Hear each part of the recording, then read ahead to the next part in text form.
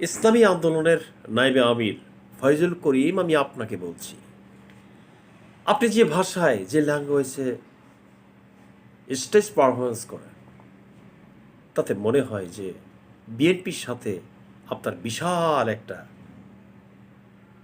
গেঞ্জাম অর্থাৎ দ্বিধাদ্বন্দ্ব আছে। তাই তো মনে হয়, তাই বোঝা যায়। আপনি জামাতের বিরুদ্ধে কথা বলে, বিএনপির বিরুদ্ধে কথা বলে, আওয়ামী লীগের বিরুদ্ধে কথা বলে আবার তাদেরকে স্টেজ উঠে আবার এক জায়গায় বসে বাহবা দিচ্ছেন। আপনার মেয়ের বিয়ের অনুষ্ঠানে আপনি আওয়ামী লীগের যাকে ফ্যাসিস্ট বলছেন হাসান মাহমুদকে ডেকে এনে তাদেরকে আদরাপ্পণ করালেন, বিএনপির মহাসচিবকে করালেন, অথচ দেখা যাচ্ছে আপনি আপনি আপনি এদের বিরুদ্ধে আবার বিরুদ্ধাচারণ করছেন। তার মানে আপনি যে একটা ব্যবসায়িক, আপনি যে বিজনেস, আপনি যে রাজনৈতিক ব্যবসা করেন, এটা কিন্তু মানুষের কাছে স্পষ্ট।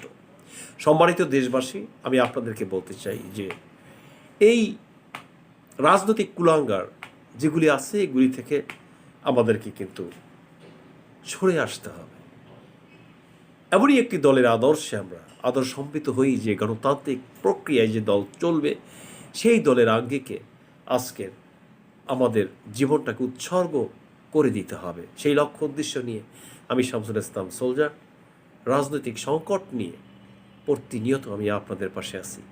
বর্তমান যে রাজনৈতিক প্রেক্ষাপট, ইসলামিক দল, নন ইসলামিক দল, সমস্ত দলগুলি চাটুকার এবং এরা স্বার্থপরী।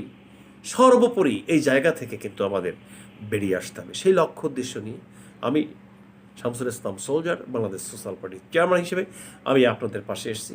সবাই ভালো থাকবেন। আল্লাহ হাফেজ।